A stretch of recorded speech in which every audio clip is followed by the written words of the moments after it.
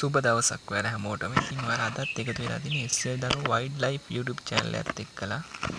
ඉතින් අද මම ඔයාලට ගෙනාපු වීඩියෝ එකේ ඉන්නේ ඔයාලා සාමාන්‍යයෙන් දැක්කත් නම ගොඩක් වෙලාවට දන්නේ නැහැ මෙයාගේ. මොකද ඉතින් මෙයා ඇවිල්ලා පොල් කිච්චෙක්ට සමාන වුණාට මෙයාට තියෙන නම වෙනස් පොඩ්ඩක්. මෙයාගේ නම තමයි ඉන්දු කළු කිච්චා. මෙයාට තව කියනවා ඉන්දියන් රොබින් කියලා. ඉතින් අපි අද බලමු මෙයා ගැන කොහොමද විස්තර කියලා. ඉතින් මෙයා සාමාන්‍යයෙන් ඉන්දියානු අර්ධද්වීපයට සහ ශ්‍රී ලංකාවට ආවේනික සත්ත්වෙක් විදිහට තමයි සඳහන් වෙන්නේ. ඉතින් මෙයා අපිට ගොඩක් වෙලාවට දකින්න පුළුවන් වෙනවා වියලි කලාපේ සහ පාත් බිම් වල මෙයා ගොඩක් වෙලාවට ඉන්නවා. ඉතින් ඒ වගේ මේ පක්ෂීන්ගේ පාට බැලුවොත් අපිට අලු පාට කළු පාට පක්ෂීන් තමයි මෙයාලා ඉන්නේ.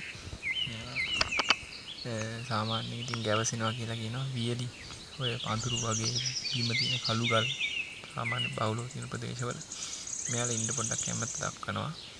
ඉතින් ඒ වගේම මෙයාගේ පිරිමි සතා ඇවිල්ලා පිලිසෙන කළු පාටක් තියෙන්නේ. ඉතින් එයාගේ නැට්ටට යටින් ඒ කියන්නේ රතු පාටට තියෙනවා. ගැහැණු සතාගෙත් ඒ රතු පාට ගතිය තියෙනවා. නමුත් එයා දුඹුරු පාටයි. ඒ කියන්නේ එයාගේ ශරීරය දුඹුරු පාට. ඒ රතු පාට ගතිය නැට්ටට යටින් තියෙනවා. ඒක සාමාන්‍ය වලිගට යටින් එන එක හැමෝටම පොදු දෙයක්.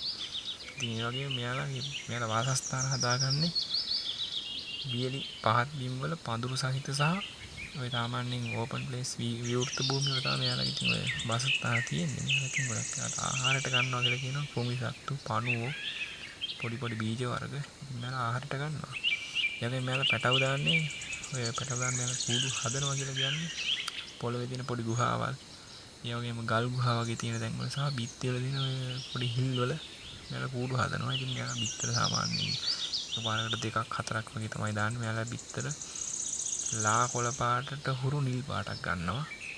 ඉතින් ඒ වගේම මේ සත්තු ගොඩක් වෙලාවට ඉතින් අපිට දකින්න පුළුවන් වෙන්නේ උදේ කාලේ සාමාන්‍ය ඊට පස්සේ ආයේ හවස් කාලේ. ඉතින් තදවුව තියෙන වෙලාවට මෙයාලා එළියට එන්න පොඩ්ඩක් අකමැති භාවයක් වෙනවා මම හිතන්නේ. ඉතින් මෙයාලා ඉන්නේ ඒ වගේ වෙලාවට තමයි එළියට එන්නේ.